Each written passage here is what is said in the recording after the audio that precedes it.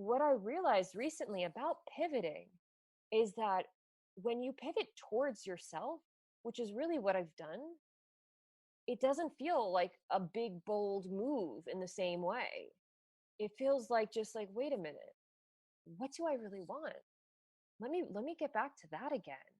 And you are just in such alignment that it doesn't feel like a big shift. Welcome to the Balance Boldly podcast for ambitious women in business and a few brave men. I'm Naketa Thigpen, your host and balance and relationship advisor, partnering with you to change the narrative so we can amplify intimacy within and across your relationships, and you can finally have the freedom, flexibility, and confidence to thrive in work life and in love. I am beyond thrilled for this season. You guys know I've been talking it up for a while. I think it's been at least, 2 or 3 months at this point that I've been saying, you just wait. Well, now we are here. We are in the thick of season 22.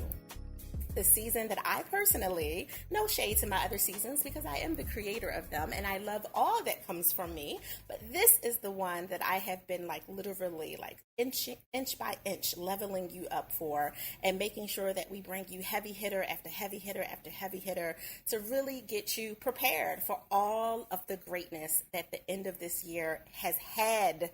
Literally, we've demanded from this year to bring us with all the stuff that was unsolicited and disruptive that came to us in the beginning of the year with the pandemic for COVID-19 and just all the things that was going on in our individual, personal, and or professional lives. Season 22, fully live what you teach. It's really simple, but it's not always easy to do, right? We all know people, I'm pointing at myself as the first partaker, who have definitely experienced times in their lives when we have been excellent experts, authorities in our lane, just, rocking it and killing it in our professional lives. And then we go home and we're overwhelmed, either by what's not there or by what is there. And even if it's because it's just us, maybe the people on the other side of that door are great, loving, good people, just full of goodness, but we're exhausted. We poured out so much at work that we don't necessarily have everything that we need to pour out at home, which clearly creates an imbalance in our life. So that brilliance that we clearly have and we're destined and designed to continue to create in the world is now dampened a bit because we're going home to our first ministries, our first loves, the reason that we're out here working so hard in the first place, and we're going home empty. So this season is really about you being able to be full enough, to be selfish enough with your self-care, your self-love, to take the time that you need to fill up so that when you pour out, you can pour in overflow. For you guys that read the book, that's the reason that I put my entire survival memoir, my personal transformation out there. Because my first time saving my life was when I did something selfish. I decided to take care of me, which is why we've redefined the word. We're changing the conversation around it. And that's why we're looking at experts like the one I have for you today to bring forth to you people who are willing to be honest and raw and transparent and highlight that they are also dope, because in parentheses, and you can be both. You can be vulnerable and honest and transparent and incredibly amazing at what you do and how you show up in the world. So that's why I am excited today to have with us Brandi Bernoskie. She is a phenomenal woman. I've already picked up so much of her good energy thus far, which is great on this beautiful Friday morning that we're recording this episode. Brandi began her career as a blogger, teaching herself the ins and outs of that good old tool that most of us are afraid of, called WordPress. Before her friends began to notice, she decided to ask for help with their websites and just creating a little bit more with them and saying, you know what, let me see if I can tinker with this and do something phenomenal. Next thing you know, she was hiring her first assistant and realized that she had something extremely special here. She founded Alchemy+Aim in 2013, naming it for the transformation that takes place when the science and technology of web development meets the human aspect of what those websites were initially designed for. Wouldn't that be nice if the technology actually does what we want it to do instead of just tinkering up and being crazy and we blame it on Mercury retrograde every other second? Brandi, welcome to the Balance Boldly podcast. How are you today? I'm great, Naketa. Thank you so much for having me here. I'm really excited to be talking with you today. Me too. You know, I love your energy already, so this is going to be amazing. Brandi, I would love for you to just take a second and just let everyone know that's tuning in for the first time, who may not have had the privilege to meet you yet, understand just a little bit about what you're doing in the world with your company today. Absolutely. So I started my company 7 years ago. I didn't have a name for it at that time. I was just simply like calling it Brandi Bernoskie Coding or something like that. I didn't think to name it until I actually hired my first assistant and then my first developer. So it kind of just very organically grew, exactly as you said, out of the blogging work, helping friends. I was working a job at a nonprofit and just really, really desired more for myself. Really, I loved the work I was doing at the job in a big picture perspective, but the day to day of going in, sitting behind, a desk in a little cube and not really getting to be in the world started to bug me. And I was making enough money, like on the side with the development piece that I thought, you know what, I think I can do this full time. And I decided to make the leap. And then since then it's grown. So, I've gone from from it being pretty much just a side hustle, to last year making over $1 million in the business, having a phenomenal team, having incredible clients. And what I love most about this is that I really get to help people amplify their message in the world, Yeah. and like take what they do and reach a broader audience. And then on the flip side, also create this really wonderful, flexible schedule for my team members so that we can be with family when we need to be with family. And then we can do our work when we need to do our work. And there's always this, driving purpose behind the work that we do. So it's, we're really connected to it, and we're really connected to our clients. You know, what's interesting is you have one of the harder, what I call hidden jobs, right? Like, when Yes. you're behind literally behind the curtain, behind the screen, behind the technology, making sure that, things are end user friendly for, the people that are going to be accessing the technology and aesthetically pleasing with all that goes into that. And it's something that a lot of us take for granted because, we hear about, I don't know, I'm going to mess up the names of it, but like one in one or Squarespace or things, and you just feel like you can just do all these things yourself. And on some levels, for something really, really basic, you probably could, especially if you don't have the financial bandwidth at the time to hire an expert like yourself to make sure that it's high quality work. But there is something special about making sure that you have someone that is prepared for the problems before they happen, right? Yes. That's someone who can understand that. And usually people in your field are like taking care of little fires everywhere all day long. And their work-life balance is usually the worst, right? Because they're like absolutely 18-hour days. So how did you create, a business, a space in your universe where you were able to say, you know what, that's not going to be my business. And that's not how my people, my team, my work family is going to have to live.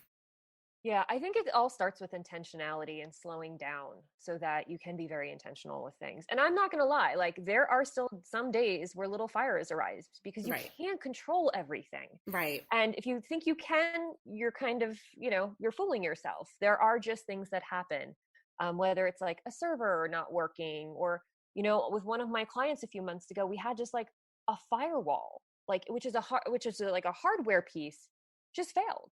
So, you have to be adaptable at those times. But at the same time, I have found that kind of slowing down, being more intentional, and just being honest with clients about when the work can get done so that if someone hands you a project, you don't have to turn it around in 24 hours. You can say, I'm going to be really intentional about this. I'm going to make sure I spend time with your request. And that may mean that it's going to take me a week to get it done, or that our first availability is 3 weeks out in order to do this work really, really well. Right. No, I get that. Setting some boundaries around those expectations, not only from your clients, but for yourself is really important. I really value that because on the other side of life, we don't always do that, right? Like we might might set boundaries and work, and you sound like you're doing a great job for yourself and for your team and for your clients. And on the other side, we have to make sure that we do that in our home life so that we're not creating a space where all we have is work and we don't have, passion and love and fire and joy, brewing in our kitchens, so to speak, our proverbial kitchens at home, in the crock pot, waiting for us so we can really enjoy it. So how has that been for you thus far? Like just really making sure that while you're growing a business at such a rapid pace, by the way, because you clearly said from freelancer to millionaire, basically, how are you making sure that, there's some Brandi time in the midst of this? Brandi can enjoy her process. Yeah, absolutely. It's about having those boundaries with yourself as much as with other people too. Yeah. And really, you can't have them with other people unless you have them with yourself. Come on. Unless you're willing to commit to yourself that you are going to take care of yourself and take care of the loved ones that are in your life. That's just the reality. And I've definitely noticed that there are periods of time where I'm much better at it, and then maybe a crazy project comes up that I'm really intent on getting done for a client. But it's also like, for me, it's also about just having that communication that the state I'm in is temporary, and to make sure that I create a nice buffer period at the end of an intense work period to really be able to like reconnect with my boyfriend, with my family, and with myself in the process too. Like, we had a couple of weeks ago, we had just a big launch happening. There was a lot of data, and I legitimately that day worked from 6 a.m. to 12 p.m. Well, I should say 12 a.m. because it was a full day. So even past that. And like that Friday, that Saturday, I did take some more downtime, and made sure that, my boyfriend and I, we got out, we went for a walk. We spent some time together, and really took the time to reconnect, since we didn't have that a little earlier in the week. No, that makes 1,000% sense, because you just hit a reality checkpoint, right? Like for a lot of us, especially in the personal development space, which I am, people get the misnomer that everything that we're going to teach them, if they're new to the company, if they're new to personal development, is going to be, yoga stretches and quiet meditation and just these hours of time that you have every day to work on yourself, which that may not be the reality. Most of us, at least in the United States, don't necessarily work that way, right? If you are qualified or qualifying yourself as what I call ambitious women, or those few brave men that really value whole success, not just success on paper, not just success by numbers, that could be a hashtag, success by numbers, right? In your bank account, but like living an experience, like fully being able to live your life and joy on both sides, and that being qualified as success. If you're doing that, then you're going to have days when you're feeling like you're under the gun, and you have those major projects, those launches, or just, if you work in a more quote unquote traditional corporate world, you have the audits that are happening, and everybody's going crazy for, at least 48 hours before the quality assurance person is coming to inspect your work, your files, whatever the case is. And it can be really daunting. Those days will happen. We call that being in the burn zone. And there's really a pleasure. And Brandi, I'm sure you can speak to this too, especially when you're really excited about something, because you know what the outcome of it could produce once you're on the other side of the burn zone. You can get stuck in the burn zone. And some people don't lift their head. Like they'll take that 6 a.m. to 12 a.m., that full, I don't even know what that is, 18 plus hour day. Yeah. And even though it's exhausting, it could be addictive, right? Like you could actually end up wanting to be, maybe not for that particular project, but feeling so good at what you achieved that you don't necessarily give yourself permission to pause the next day, or, planning, in 2 weeks, I'm going to be able to come down a little bit, even if it's only for 2 hours, even if I can only give myself 10 minutes, or maybe just giving myself 10 minutes the next day. Some people live inside that burn zone, and then they're surprised when they're burnt out, which is really unfortunate. Yeah, absolutely. And, what I have noticed is that there is sometimes this lie that we tell ourselves that our meaning as individuals comes from doing. And that is not the truth. Preach.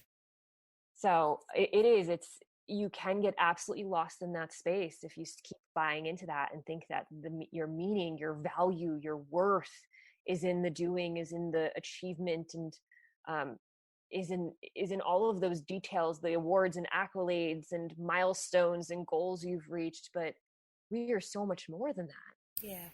No, 1,000%. And I agree. I think a lot of that, unfortunately, is coming from, I hate to use this kind of framing of it because everyone and their mother use it, but it's the Instagramming of America, Yep. right? Like it's, what can I do?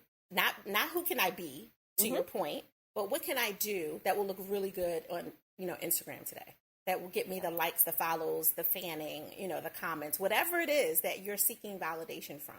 And some people want to, whether it's the doing really, really hard work so they can take a picture, what do they call it? The humble brag, or you take a picture in front of your son or your goddaughter or your neighbor's kid is like washing the car, and you just happen to catch that it's a Beamer, you know what I mean? Like in the picture, the humble brag, like, oh, look, how cute it is that I'm spending quality time with my neighbor's kid. Meanwhile, you just wanted everyone to see that you have, this 2019 car. Some people are working really hard for that. Some people are doing it through their relationships, right? Like, sitting and like, come on, honey, let's take a picture of just our hands over a cup of tea. Meanwhile, you weren't even talking to each other 20 minutes before you took that picture. You were both on your cell phones, or whatever the case is. I think it's unfortunately like hilarious, not hilarious. You know what I mean? Yeah, no, it was actually, that's one of the reasons I left blogging, because I got involved in it. I mean, seriously, to consider that I now have a website development company, when I think about what I knew when I started blogging, is phenomenal. Because I was like, what's an RSS feed? Google, please tell me. And, I got into it. I spent about, I want to say like 3 or 4 years solidly blogging. And I actually, a lot of my connections when I first started my business came from my blogging friends. Right. But I was actually finding, I was in grad school at the time, and I was finding I was planning my weekends to generate content for my blog. So I wasn't always doing what I wanted to do on the weekends. Right. I was actually like planning out my days, being like, okay, if I hit this farmer's market, I can take these photos, and then I'll hit this cute little shop and take more photos, and then I have content for the next like 6 days or something like that.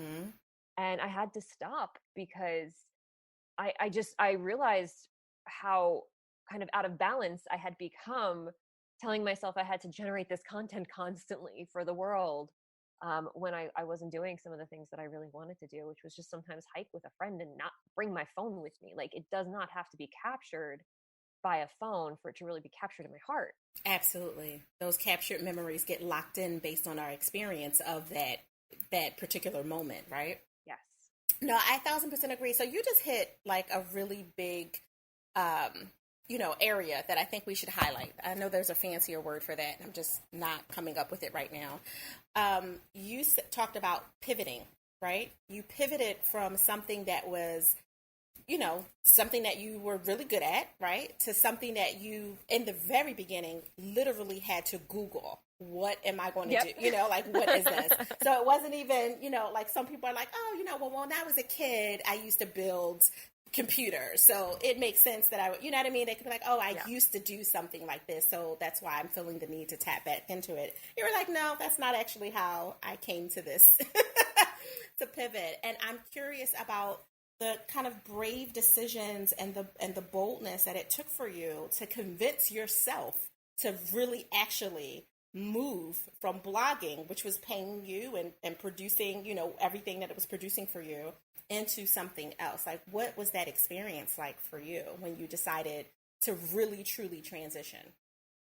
Well, I would say that was probably a smaller pivot, because I've done this multiple times before. It's exactly that. Like, I did not grow up like in technology knowing that that's the path I was going to have. My first degree's in theater, and then I went on to like study philosophy and religion, and to go on to a PhD program in philosophy of science.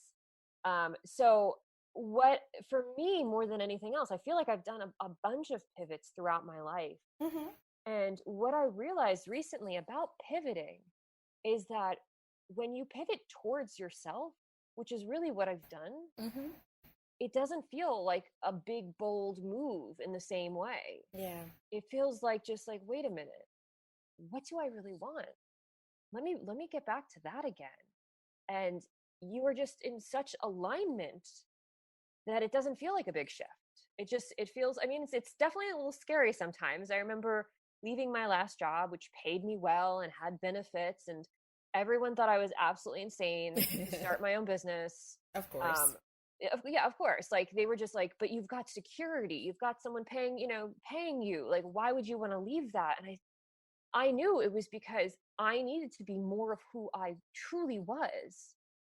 And so it wasn't that scary. I was like, what really, if I failed at that point, what was the worst thing that would have to happen? I'd have to go live with my parents for a little while I found another job. Like I really looked at worst case scenario. Yeah. And that was about it for me. Mm. So I wasn't really I was nervous for sure and scared in many ways, but I knew I was going to find a path through. And even I think it was like year 2 of my business, I actually doubled my salary from my previous job. Yeah. And finally, like people are like, oh, okay, I get it now. And then I went into multiple 6 figures with the business, and hit that $1 million mark with the business. And people start to believe when they see that happening. And I think that's just really, you can do that so much more easily when you are pivoted towards yourself and when you're kind of like constantly realigning. And I've even done it within this business. Like Mm-hmm. it's not like Alchemy+Aim has been this static thing the whole time, and I have always had the same role. I've been stepping into me as a leader, me as kind of an expert in a new way. And it's just constantly like being like, wait, what do I want? Mm-hmm. Who do I want to be? That's how I'm going to shift then. No, I'm really grateful to hear you say that. First of all, you were like chipping away, and I excuse me, I talk about that a lot when I go to different colleges, just to encourage the next generation that are coming up. A lot of our creatives are really nervous about being someone who has a lot of good skills and a lot of good interest, right? Because like you said, you're like, listen, I've been on the academic side of this, life, with the multiple degrees and all of that. And, obviously on the technical side as well as the creative. And I call you a careerpreneur because you're an analytical creative. And those are my people. So we speak the same language. And a lot of times when I will visit these different schools, a couple times a year, just part of, our give back to the world, the biggest question from them is, how do you not be a jack of all trades? Mm-hmm. And I'm like, why not? Why not play with what's going on with you until you can literally chip away through like the chaos and confusion that is stacked up inside our experiences, our spirits, our, the rewiring that we need to do because of all the crap, all the noise that's been fluttered in our head about what we can't do. Sometimes you need to chip away with, let me try this for a year. Let me try this for 6 months. Let me, register for this class that I never thought I would ever want to do, but I have been kind of, pseudo curious about it. Why not? Like while you have breath in your body, try to get closer to your purpose, which is already inside of you, to your point. And I think that that's really valuable that you said, not only for that, but also once you hit it, once you say, you know what, this business, this place, this space, this leadership opportunity, whatever it is in the world for you, for all the listeners that are listening, you feel like you got it. And then you tug a war with yourself once you're like, but I feel like I need to make some adaptation or to change here. Why not? What is holding you back from saying, you know what, today I have to be a CEO and next year I have to be one of the frontline leaders? Because when you own your own business, and Brandi, I'm sure you can speak to this, sometimes you're like all 5 things in a day. Oh, yes, absolutely. I love that. So I have to ask you, with everything that's going on, with your business exploding, considering how 2020 has been for all of us on some level, just like the unsolicited disruption mm-hmm. that for me has in its own way been a gift of exposure, a gift of awareness, a gift of just paying attention to some of those things that weren't in alignment because I was busy doing, right? Like just, running a business and all the things that we do. How do you give yourself permission to pause? I think that's something that I've learned to do over time.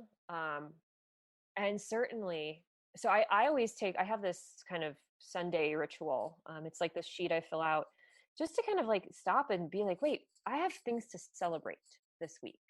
And I have things that are on my mind to reflect upon.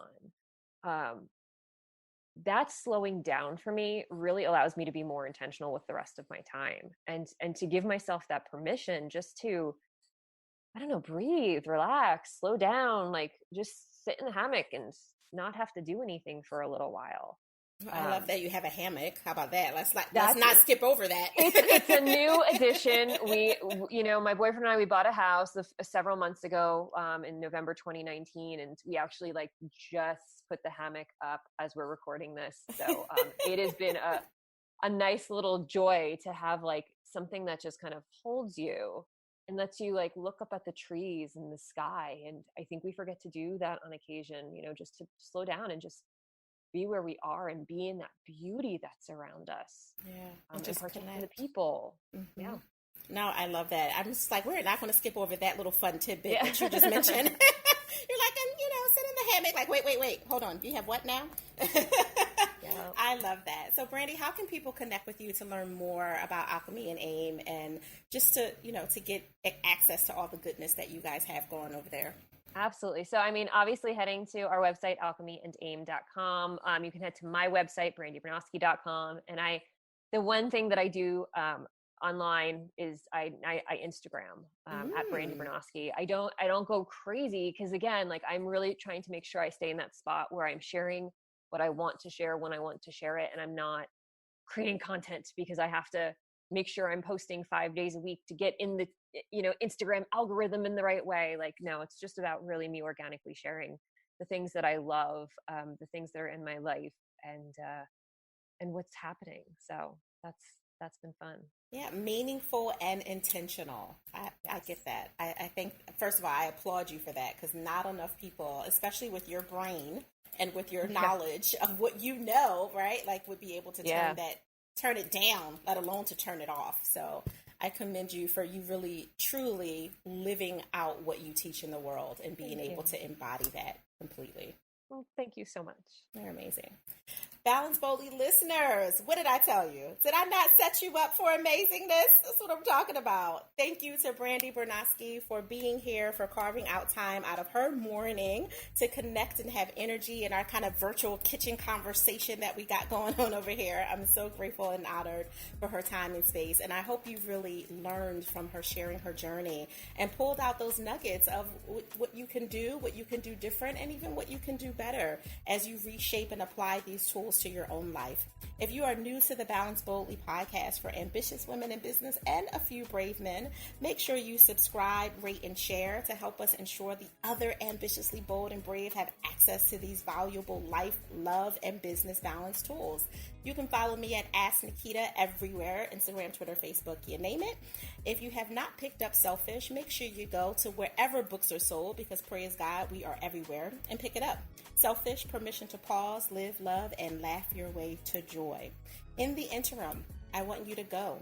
Create your balance, create your joy, but remember, do it boldly. Thank you for listening.